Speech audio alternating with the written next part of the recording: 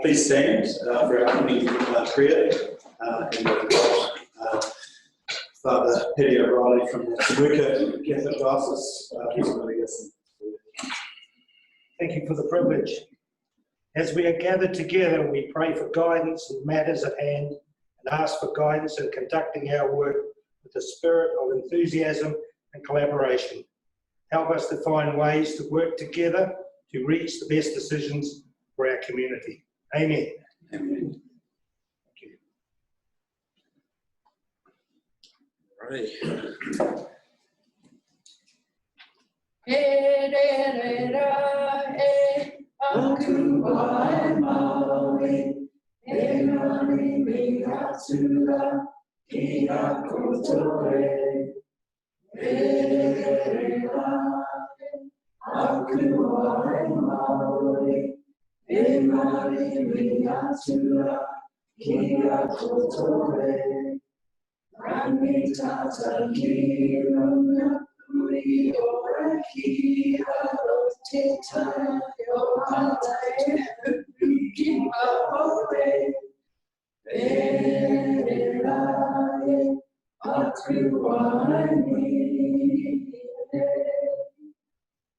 Thanks, team. Please be seated. This goes lights down. Keep the mood light. Is that for the... I know. No, it'll go back. Oh, should put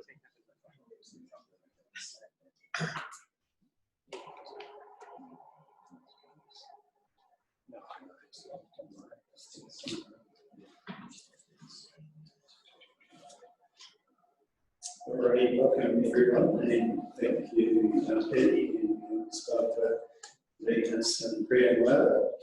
For apologies, there was none. So also welcome to Lloyd and Jenny for being with us. Appreciate you being part of democracy. So, any on a forum, urgent business, anything?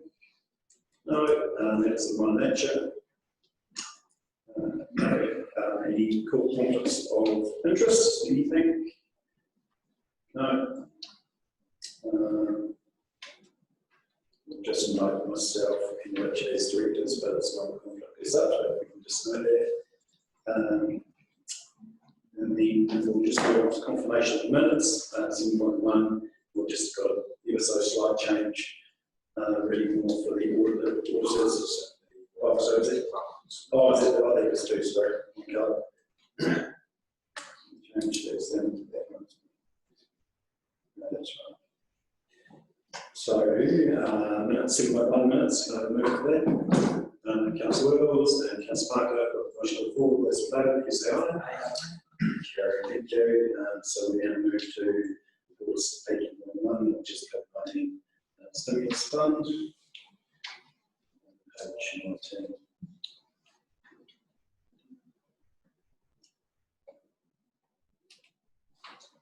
So, look, I think we'll kick this around a bit.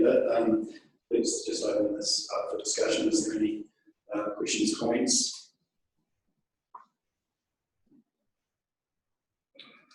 Obviously, just looking for an option. So, page 19, the stimulus fund. Councillor Bill. I suppose just what I would like to know is again, we still haven't finished that consultation with that group. How much of that is still need to be pulled together? How much of that framework and outcome from that going to reflect on our decision here? We really had a mandate or anything from that group. Yeah, personally, I'll treat them as separate and distinct, and if there's anything that comes out that requires funding, it's something to come back to council. So I'll just treat them separately.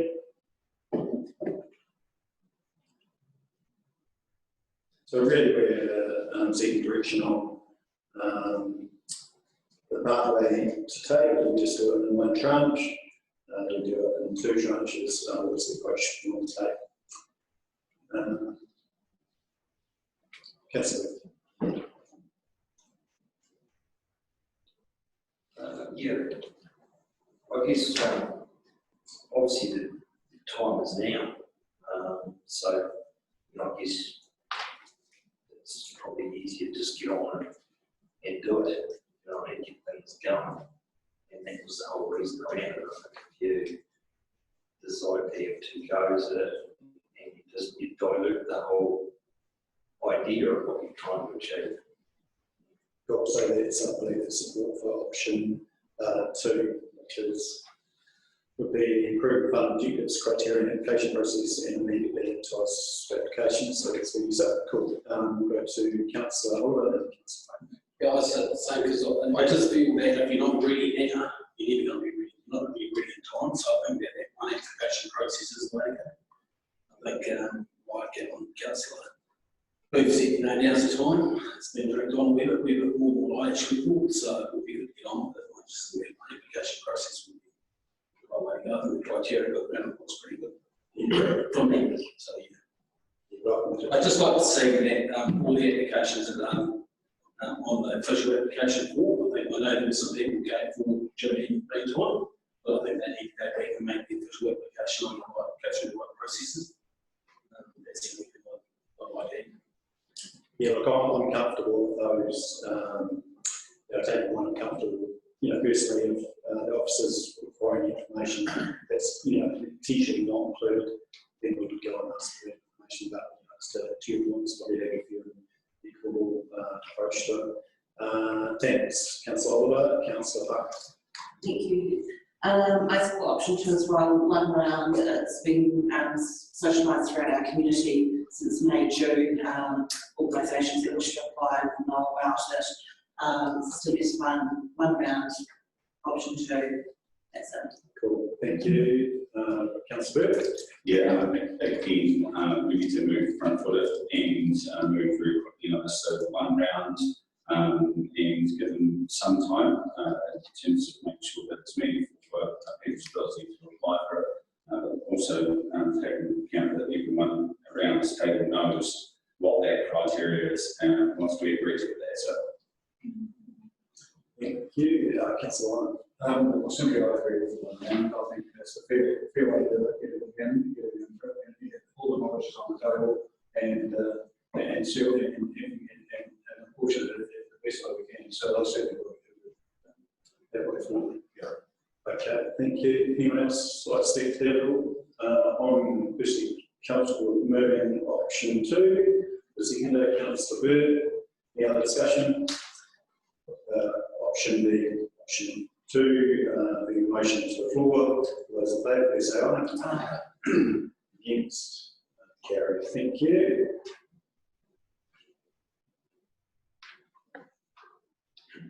And thanks to the team that have got that work together. Now we move to 8.2 and we've got a few recommendations there. And I'll ask Pete to speak to this. Put the THL amendment. Thank you, Your Worship. So these are mechanical provisions, but important mechanical provisions to give effect to the resolutions and recommendations that have come following the Martin Jenkins report. So the Constitution is the document that will govern the rights, responsibilities and duties of the company, the board of directors and the shareholders.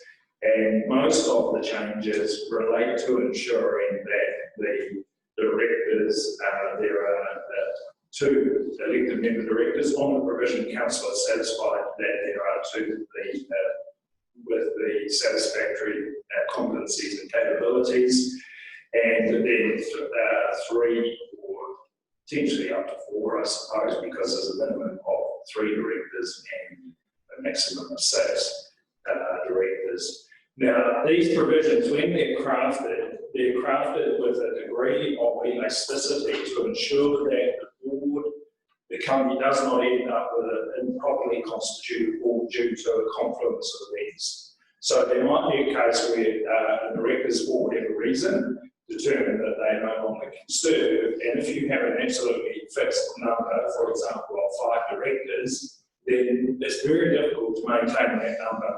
So what this does is enable you to ensure that through a whole range of different scenarios or configurations of events, you have a properly constituted board. And I think that's quite important So that's why the provisions have that degree of elasticity, even though the policy and the intention around it is that you will have 2 councillor directors and 3 independent directors, one of whom is the chair.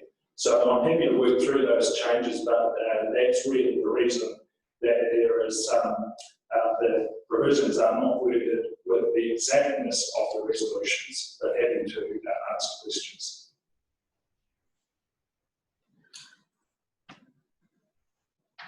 Thank you. Questions?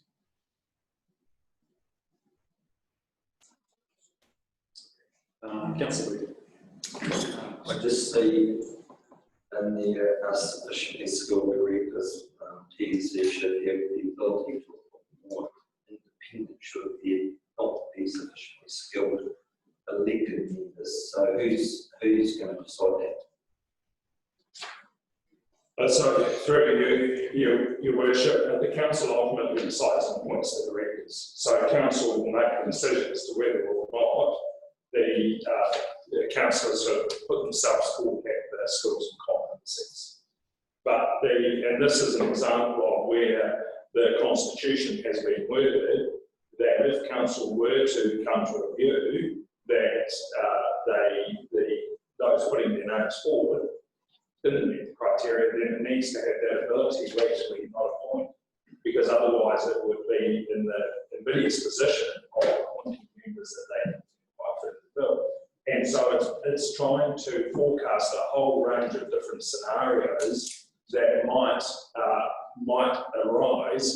It isn't saying that's the case now. It's simply trying to forecast and give some redundancy to enable council to ensure that at all times it has a properly constituted board. I guess regardless of, there's always been 2 to 3 directors, whether they've got the ability or not, on the whole of this company. And I guess that still leaves the way open that perhaps there may not be any council representation on the board, potentially, if in one's eyes that they decide for whatever reason that someone's not up to. Yeah, I think with the worst case scenario, I mean, I can clearly see that it's probably a handful of us that quite easily, and so I personally put this case quite an issue, and not likely to in the future, but it's future-proofing the constitution, particularly so that changes in the future. So, Well, why have we got it there? Why isn't it just there's 2 appointed councillors regardless? Because you've got a majority, you've got 3 professionals, and none of them are chairman. I mean, they add 2 people there, add a director on behalf of the council. That you're leaving yourself potentially in the case. yeah, look, I personally have an issue with that, that's very, You're absolutely right, councillor, but it's council's decision as to whether it says there must at all times be 2 members on the board, or whether it's not, and it's the councillors here who will make the appointment. So the councillors make the decision, so it's providing them with the option. Nobody else, other than the elected members, have that decision. But it is entirely your decision whether you have that provision or not. It's simply there, but it is to be really clear, it's the elected members who make that decision. And so all it is doing, as the Mayor says, is future-proofing for council to have that option. If you remove it, you must at all times then have 2 on the board. And that is a decision of council. Councillor Burke. Yeah, I was just going to back that decision in terms of we did have that discussion, and from the philosophy that there was a direction originally from that group that we went in phase to a position where we were fully independent. We agreed. And principle around here that wasn't exactly the way we want to go as a council, but it now makes in terms of whatever the way forward is for having the 2 elected members is in the hands of this council or successive councils going forward. So the flavour for having them there is going to be down to those who represent around this table. At the moment, that means that should be Again, if they have that attitude that those people are there representing the interests of the constituents and the Timaru public. Cool. Any other questions, comments? Cool. So we've got we'll run for recommendations. Everyone comfortable that I read through all of those?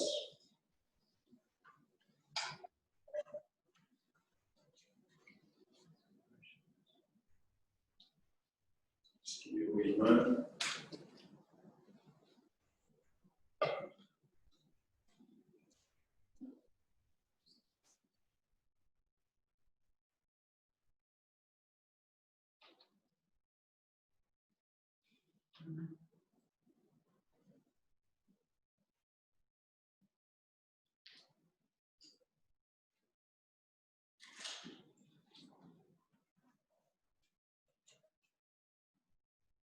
Councillor Beck. Just a community consideration.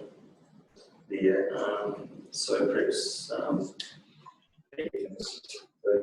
so it's basically updating the sense, or exhibit a sense of social and environmental responsibility in regard to the interests of the community. For what page? So what page are you in? Community consideration, this is in summary. So it's just a change of wording, I assume. Sorry, you can give us page. Oh, sorry, appendix 1, page 3.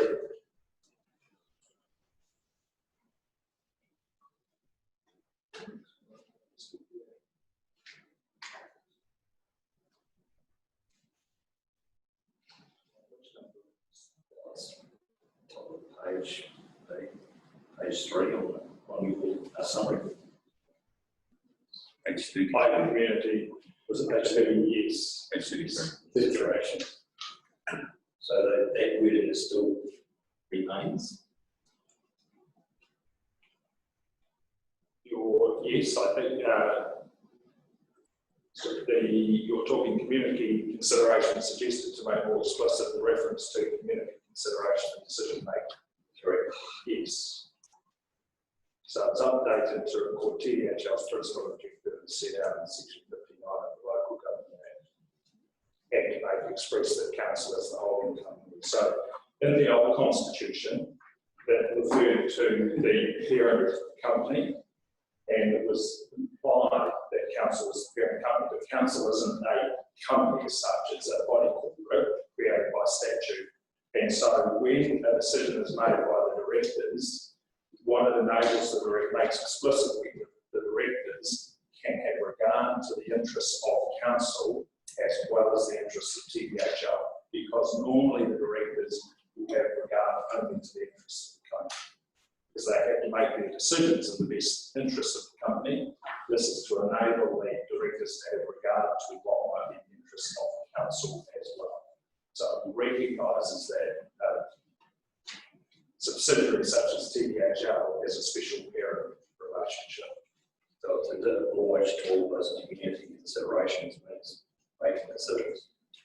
It can have regard to them when it's making its decisions. If there is a conflict between the two, it can turn its mind to what might be in the best interests of the shareholder, which is the council. That's what it's intended to do. Cool, thank you. Any other questions about changes?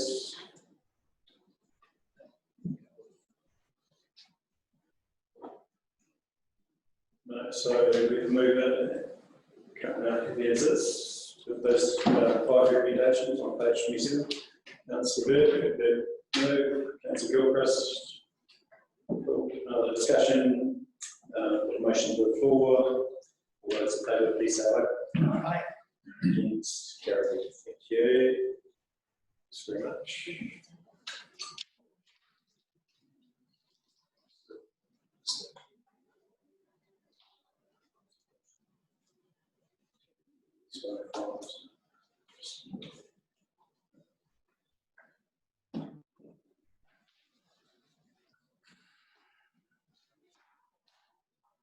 Alright,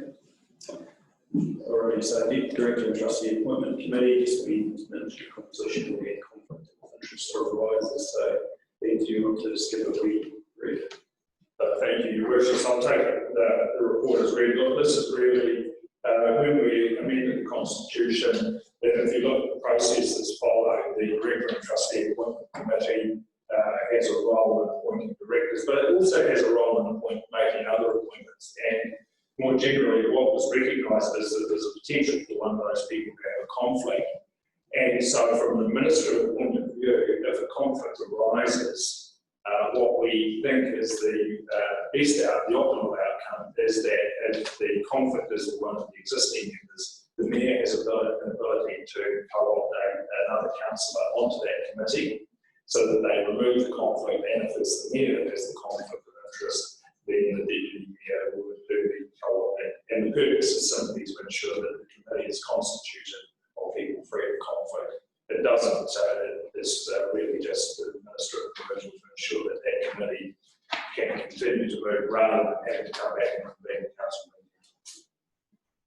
Well, thank you. Councillor. Without being a pain in the butt, what would happen if the mayor and deputy were both conflicted? If we don't update it, but I mean, seriously, we should have a third option in case the mayor and deputy are dating or something. That will go through.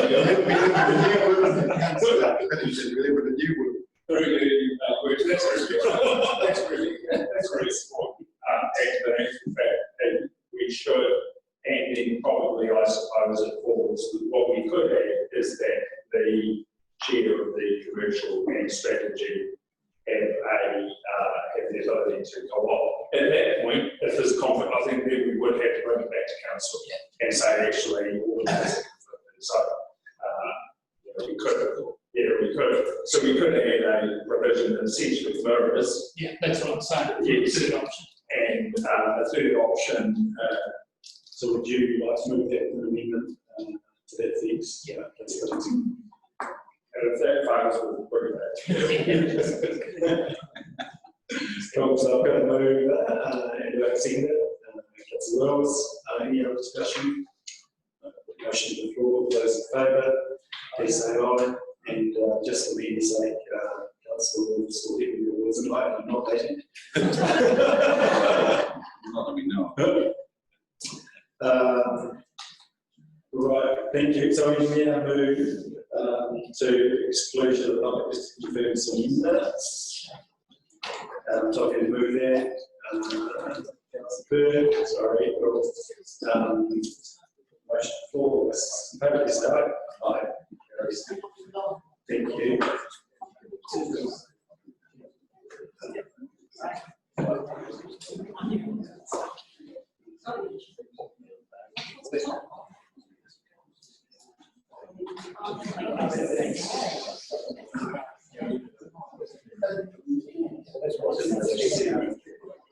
Yeah.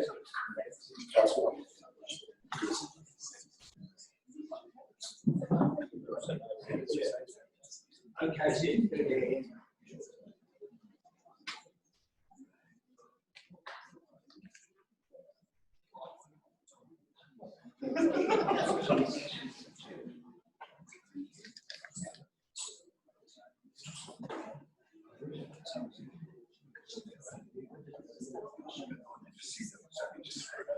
No, you're on. No worries.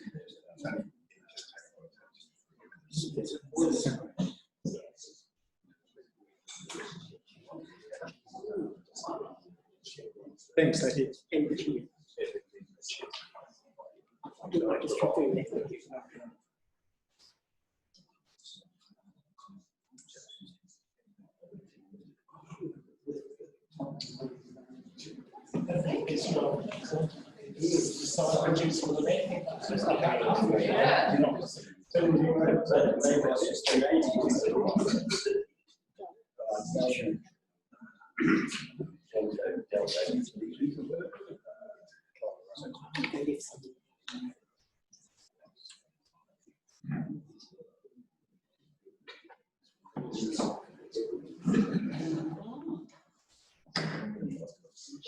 Alrighty, hey, so we're just going to confirm minutes.